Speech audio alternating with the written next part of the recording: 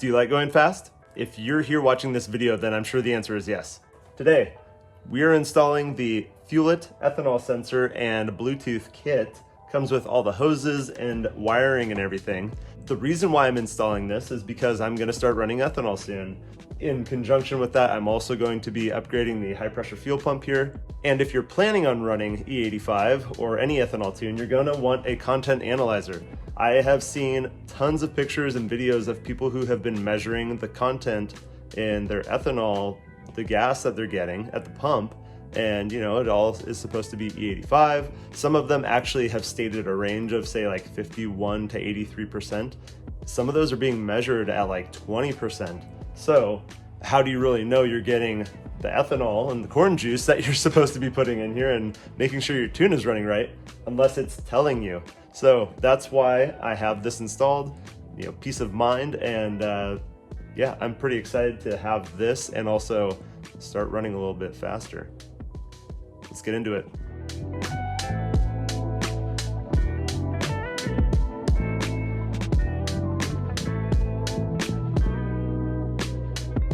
All right, so in this kit that I got from Fuelit, this is the VW/Audi 2-liter TSI kit.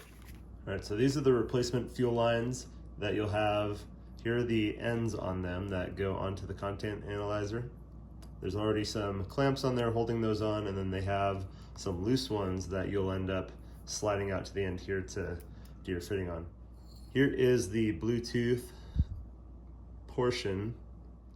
Here's a quick look at the wiring harness, and we have, you know, connector, and there's a black, a red, and a white wire. Your white wire, I don't know, has this little end on here. We'll have to figure out exactly where some of these are going to be going. And then this is the content analyzer. Let's see, it says Continental right here. This is the one that they have listed as small on their site. There's some GM part numbers here, and I think this is the part number that's referenced on their site when you look at the small one. This one does not have any sort of mounting holes or brackets associated with it. It's gonna lay on top of the intake manifold. You know, the lines are gonna go in together there, and I think really the hoses are gonna be able to hold it in place just fine. All right, here's a quick look at most of the tools that I ended up using to do this job. You might really not need all of these depending on what you have installed. You know, you might have a different intake, might need something different. But the real important one is, I would say, this crimping tool. I'll put a link to this. This was something that Everything CPO had recommended. The one that is the $5 option from Fuelit, definitely skip it. This is about 1 foot long in length. The one that Fuelit sends is about, you know, this long. It is, Jeremy got it with his kit, and it's really bad. I would go ahead and skip it. It's, you know, the part that clamps there in the end is crooked. The handles are loose, and I've seen people even breaking or bending the handles as they're crimping. So go for a really nice one, or at least something relatively decent. What is this? This is a 10mm socket. This is, you know, just disconnecting the terminals on the battery. 13mm socket to remove the foot on the battery. Wire stripper and crimper for butt connections.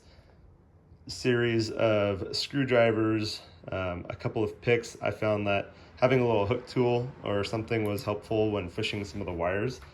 I did modify also the wiring harness, so I have some tape, scissors, and a knife, you know, and along with this to modify that. So you'll see that you might not need everything here depending on how you decide to put it in, but this is mostly what I used. All right, I got my work area set up over here. I've got my light set up. First thing I'm gonna do is relieve the fuel pressure. All right, let's open up this fuse box here. There's a fuse puller right here on the underside.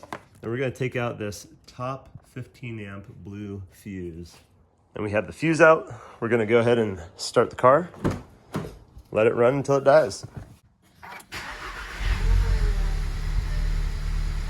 See how long this runs for. There it goes, right at 1:10 seconds. So I may or may not have more lights on than most people. I did have some other things disconnected and my battery disconnected before I got into this. So yeah, that wasn't too bad. We'll move on to the next step. And make sure you're not like me and you don't forget to leave the car on. Go ahead and turn that baby off. After relieving the fuel pressure, we'll just want to pop off the cover of the engine. Shout out to Badge Skins. And I have the Euro front cover here. I'm going to go ahead and remove that as well and make it look a little bit more like how it might be for you guys. So what we're going to be removing here is this fuel line. This is the high pressure fuel pump. We'll disconnect this portion and we'll pull the hose off. It goes all the way back here and we'll disconnect back here. There's going to be a little bit of fuel pressure in here, so when it comes off, you might get a little spray. So I'm going to get some towels and put under each end as I'm taking it off. It might help actually to take out a couple of these parts back here so you have a little bit of room to flex as you're trying to wiggle this thing out. Just kind of twist a little bit. I can take the clamp back, even use the pliers just a little bit just to get a little bit of grip to break that hose loose. There it goes. All right, let's see how much fuel we have in here. Oh, just a tiny little bit, not much.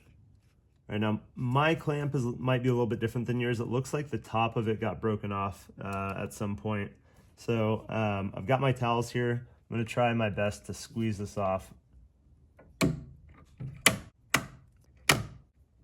I'm gonna try and just push it off of the hose. And I'll retrieve it in a moment here. All right, let's break the hose loose. I just really am being super careful about pulling on this other fitting here. Oh man, there it all comes. Woo! All right, so now we just want to fish this hose out of here. There's just a few clamps that you want to be careful of taking it out. Actually, this one right here is a clamp style that you just need to pop loose. You probably even just use your fingers, don't even need a screwdriver. And it releases.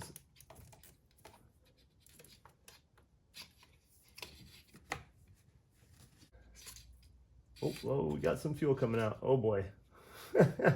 There was a lot more than I expected. All right, let's try going this way. All right, so we're gonna take the shorter of the two hoses. You can see the difference in length between these. We're gonna take the shorter of the two and connect it to the high pressure fuel pump. Make sure that your clamp is still on there when you go to slide this on. All right, and here's my first try at getting this clamp on here with this new tool that I've never used before.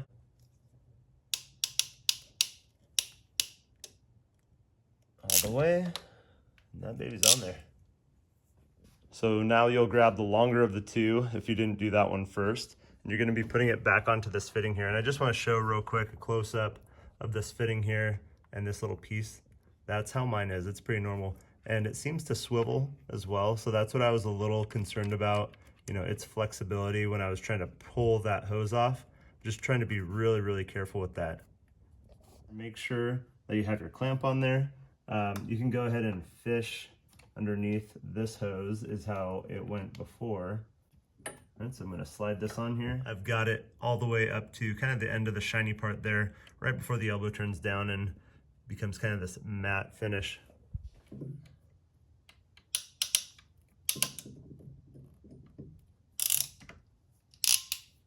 Awesome.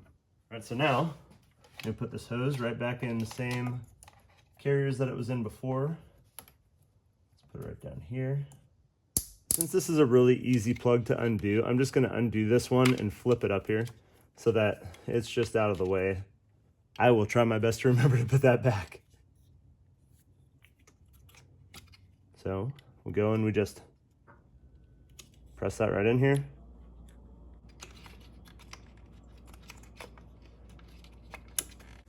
It seems like that's right about where it's gonna land. You know, with the way that these hoses wanna move and the position that they wanna be in, I think that I'm not gonna be able to get these clamps to work for these hoses exactly, but I can get this one over here on the right, and then I can get the one up above over here to fit in. So it's gonna sit right like that. Everything is all squeezed together. I can get this over here, this is over here. So it's just gonna kind of rest on these two connectors and just kind of free float in here. All right, now it's time for this fuel sensor to go in. All right, here we go. We're gonna plug it in. Super easy. That's so good. Okay, so now while this is sitting here, let's go ahead and plug this guy back in. Awesome. I feel pretty comfortable with that. Everything is pretty darn secure. Now just time to sort out exactly where all this wiring goes. All right, I'm just starting to lay out the wiring. I've got the Bluetooth harness plugged in. I've got the wiring harness plugged in. You know, ground is gonna be somewhere over here. I know power is gonna be inside the fuse box there. And, you know, looking at this and thinking about it more, I realized that I got the device from Fuelit that is a 0 to 5 volt as well as Bluetooth. And so I think if I got Bluetooth only, they may have just sent me a wiring harness that was just the black and red. This white wire, I believe, is, you know, it's already pinned. Yeah, it's already pinned to, I think, be accepted by a JB4, which I don't have. So I went with the 0 to 5 volt option because I wasn't quite sure if I was going to be running not a boost gauge, but a gauge inside the car. I'm probably just going to go Bluetooth only. I'm going to find a better place to put this ground wire than the recommended spot by Fuelit. They recommend you to put it on that bolt there for the battery tie down. I'm not really a big fan of that. Also, I think that bolt is way bigger than this hole. I'll double check that when I get things apart. The bolt is way too big to even fit through that. So I'm really disappointed that they didn't think through sending the right size or putting the right size, something a little bit bigger, to work on more of these cars. You know, that kind of confirms my belief of maybe the wiring bit isn't the best way to go if they're not even paying attention to the size of this. And then the power, they also recommend you running inside the fuse box and then just pushing the fuse down with the wire. Just take the end of this wire and literally just push it into the little fuse holder. And then when you put the fuse back in, then that's gonna crimp that in place. That just doesn't seem like a really fantastic way to do that to me. So I'm gonna find a good way to route this, and then I will show you what I do here. All right, so I hummed and hawed about a bunch of different ways on how to do this, and here's the final routing of the wiring that I did. So here's the Fuelit device, or the Bluetooth device. My wire kind of jumps up into this harness here. I've zip tied the connector into this spot. When you turn it sideways, it fits perfectly right in there. It goes down, and I have a zip tie here, and we run straight across to, you know, just kind of right in line with the battery cabling here. And then it goes down here and underneath this plastic bit of the battery tray. And now right here, it's hard to see under there, but you can see some sheathing right here. I have it split so that the power goes underneath here and into the fuse box. The ground goes back this way, tucks right around back behind there, and goes up and right to here on this ground. Instead of using the battery foot for the ground, one reason being is that the eyelet is too small for this bolt. Fits right there though. I'm pretty happy with it. Ideally, what I would have liked to do is follow this harness all the way down and catch all the way along here and then come all the way back up. You know, the wiring that was supplied was not long enough to do that. So that's how everything is run. I'm gonna slide the battery out. Make sure to take off your negative first, then your positive, pull the battery out, you'll be good to go. You're gonna have to take out that bolt there too to take the foot off. The battery is going to slide forward since there's a little hook kind of in the back end. And be really careful picking it up because it's super heavy. Oy. All right, so here's what I'm gonna end up doing with this wire harness extension that they sent. I'm gonna cut off this, and then I'm gonna strip off this entire sheathing that they put on here. I just need a little bit more room for the ground wire to go the right way that I want it to go. I'm just gonna get rid of the end of this guy. I'll strip that off once I'm ready to put that in the car. So now, time to try and get this sheathing off.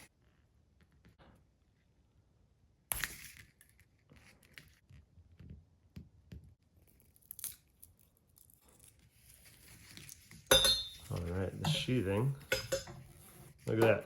I was able to get the whole sheathing off. So now I'm left with the original wire. I'm actually gonna keep that little heat shrink on there. I'll end up taping over that so that it holds those wires together there.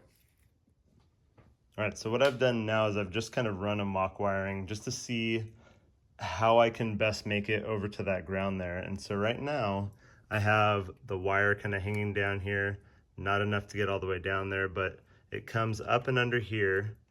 And I made a little mark here. Let's see if you can see. Yep, with the yellow paint pen is where I'm going to take that sheathing back and split.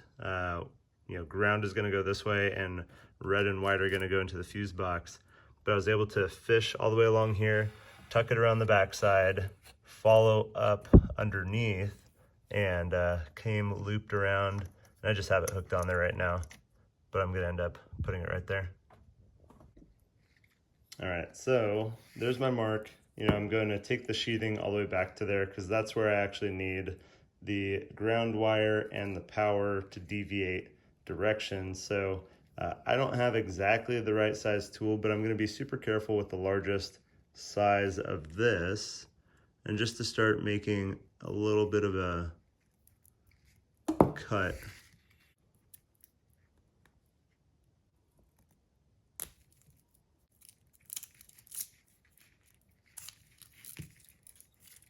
We got a couple of things in here, green and silver, that we will do like they did. Just cut it off right here. Now I've got this back to a point where I will deviate it. I'm gonna go ahead and now wrap this in Tussa tape up to that point. All right, a quick fast forward here. So I've got this all taped up again now. I'm obviously not a professional.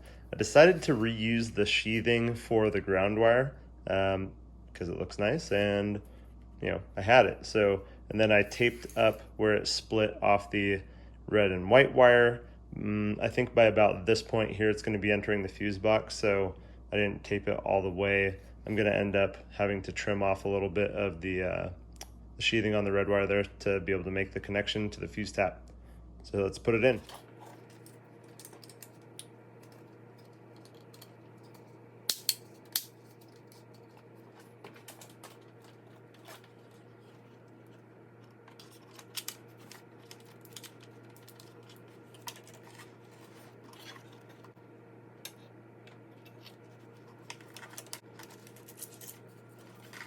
All right, so I'm going to wire this ground part first so I know exactly how much play I have here.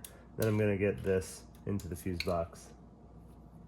It might take a few tries to get everything fished around, but it's definitely gonna be worth it in the end when it all looks nice and clean.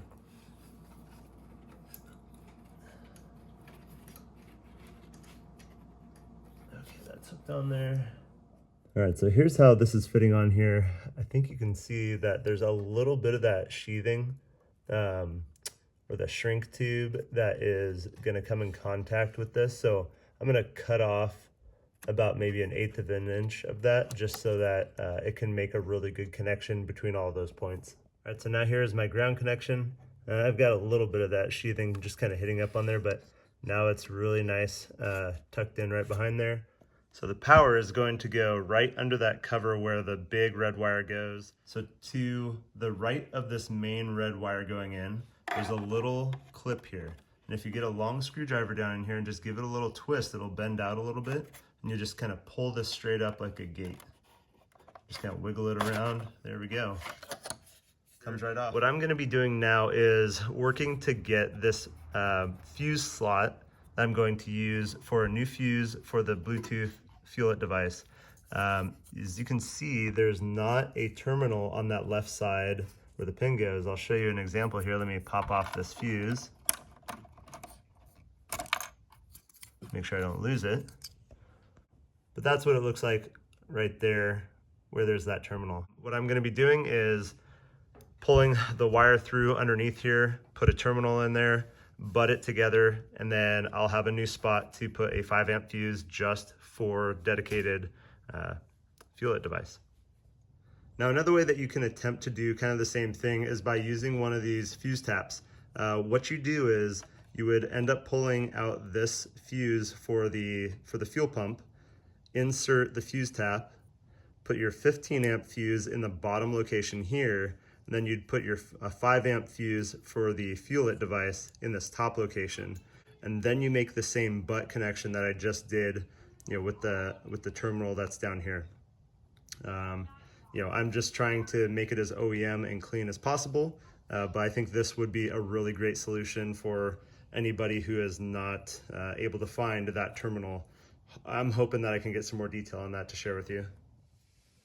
So now what I'm gonna do, just to get to the backside here, there's no way that you can really get your fingers down in, I mean, you can't get your fingers down in here, but to actually get the terminal over to this point is gonna be super, super hard. So this exterior box is separate from this interior frame, and you can get this whole entire piece to lift up and just kind of tilt forward out of there. But I think there's 6 clips. There's one here, here, and yeah, back here. So that's 6. So I'm gonna get my hand right down in here, and I'm going to just start unclipping this back, some of these back clips, so I can start lifting up as I release these clips. You can kind of get a little bit of popping. As you lift up, it's going to want to put itself back in place, so you just have to keep gently applying pressure. From what I found, these ones here on the front are like, it feels very, very tight because of the wires and the lugs and everything. So it's going to lean out this way so that you can kind of get up under there. This method is not going to be for everybody, so I'm just showing the possibilities. This is a lot more extensive than what Fuelet recommends. This is just what I feel like is as OEM as possible, as long as I don't break anything. And so there's also these, you know, there's a slide right here, or a guide, I guess I should say. There's some guides all around here. Here, yeah, I guess 3 guides. And then there's also maybe one in the front. I don't recall exactly, but I think I've got most of the clips all separated here. So I'm gonna start just gently rocking and getting this thing to lift up here. I think this whole piece, if I remember right, I looked up on Volkswagen's website, is like $250 for just this inside frame. So if you do some major damage, you're gonna be spending a little bit there. There we go.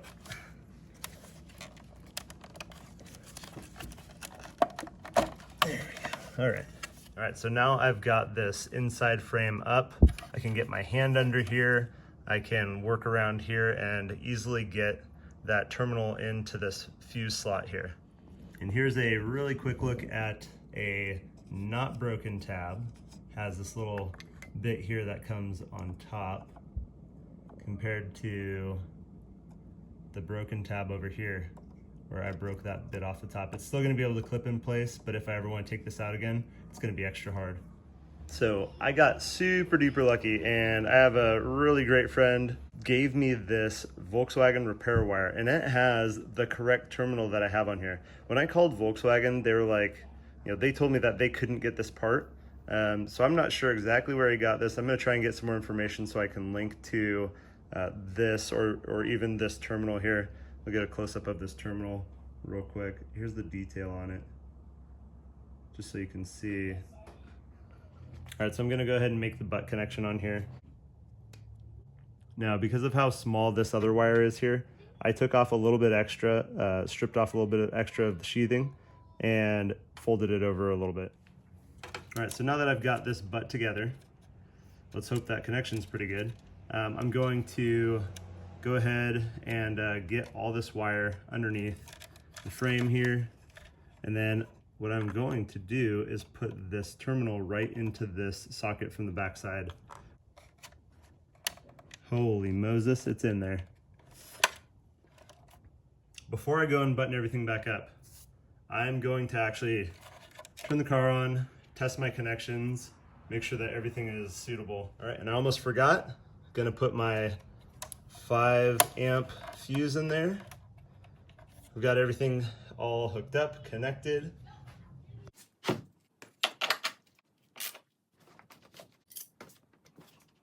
All All right, so here's the test. I'm going to get the car started up here and see if anything explodes. All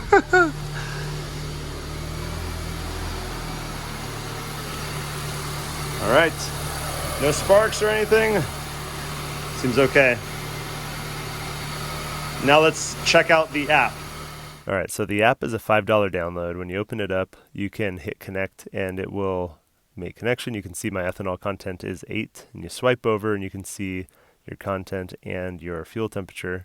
Swipe again and they have a built-in calculator to help you figure out how many gallons of regular gas and how many gallons of E85 you need to fill up to hit your ethanol content or your desired ethanol content. I have another video that I think I'm going to make about this and exactly how to get to that point. I'm not super enthused about the calculator because while you can adjust your current ethanol content and your desired ethanol content, it doesn't allow you to adjust the actual ethanol content of the E85 you're filling up with. The other thing too is that if you touch the eye on the bottom right of the screen, it takes you into the settings menu and you can adjust your tank size, but you can only do whole numbers. It doesn't allow you to do 14.2, 14.3. There's other settings in here too, but I think there's a lot to be desired here that they're just leaving on the table. All right, so now we've got everything together and underneath here. Putting this back together is a little bit of a challenge because you do have those slides. There's the one in the back and then 2 on the sides that you have to, actually more than 2 on the sides. 2 on this side, 1 here, 1 in the back. You have to kind of like pick it up and shift it back as much as you can to make sure that you get those slides. So you might have to get like a really bright flashlight or something to look down in here. The first time that I did this, I put it all in and I missed the guide in the back. So I had to pull it all back up and put it back in just because I had to really push it back there and even press the back of the box toward me a little bit. And push it, there we go, so it holds itself. And then the whole thing just very easily slides down into place once you have all of those guides in place. And it's all clipped in. You gotta put on the front cover here. Again, this just is kind of like a gate that slides down in place. You just kind of push it and you push it a little bit to the right here because the clip is right down there on the right side. And then the cover goes right on there. Voila. All right, so now with only the engine cover off, here's what the final product looks like. We've got from here, the incoming fuel that is nice and crimped, goes right along here, and then the ethanol sensor, the Bluetooth module, and your fuel continues here to the high pressure fuel pump. Then your wiring harness goes, and I've secured this one right here. It goes down and kind of around, not quite under the box, but around the back side of the box. And I've zip tied it to the battery cabling coming down in here. And the power goes in under that gate and into the fuse box. The ground goes between the battery around the back and hooks up into this ground right here. Pretty good install, I feel like. Now I'm ready to tackle this high pressure fuel pump. Wish me luck.